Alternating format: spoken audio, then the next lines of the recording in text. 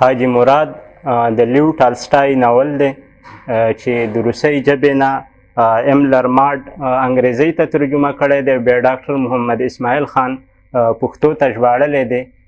دغه ناول د چاپ ویاړ چې دی دا مفکوره حاصل کړی دی.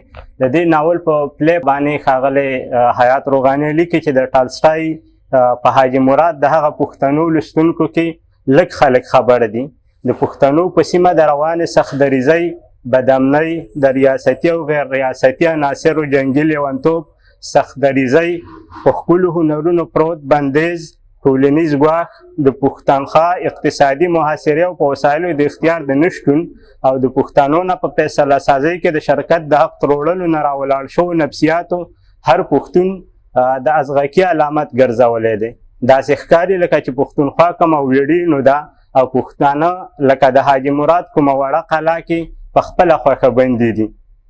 داسې برېښي لکه چې د کومې ماریا د میتروپو نه دعاګانې په میز پرتې وټکې نه سر نه پورته کوي او کوم خواخوږی ورنتسوب ته د پلورتوسکي د کینې چال لنګتۍ وهلې ده. لکه چې حاجي مراد د ازدالان د سیند د غاړې په جانګۍ کې ښکیل دی او بلبلې په خپلو ترنګېدلو غږونو د سندرو ویلو نه لاس په سر شوي دي. ډاکټر محمد اسماعیل خان د ازغکي په نفسیاتو او د ټالسټای د قصې په تنسته پوهه دی. هغه دا ژباړه د ایملر مارډ د انګریزۍ ژباړې نه کړې ده. ایملر د ټالسټای د بېلابېلو کتابونو خیالونو ژباړلو ترڅنګ د هغه ژوندلیک هم لیکلی دی.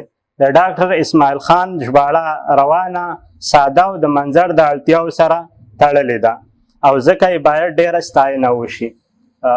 زمونږ ټولو لوستونکو د کتاب مینوالو ته موږ دغه ناول ډېر په ویاړ باندې وړاندې کوو چې تاسو د مفکورې په پیج باندې خپل اډر ورکئ او دغه ناول تاسو آنلاین هم ترلاسه کولی شئ او په مفکورې نه فزیکل یا دلته مخامخ هم ترلاسه کولی شئ. ډېره مننه.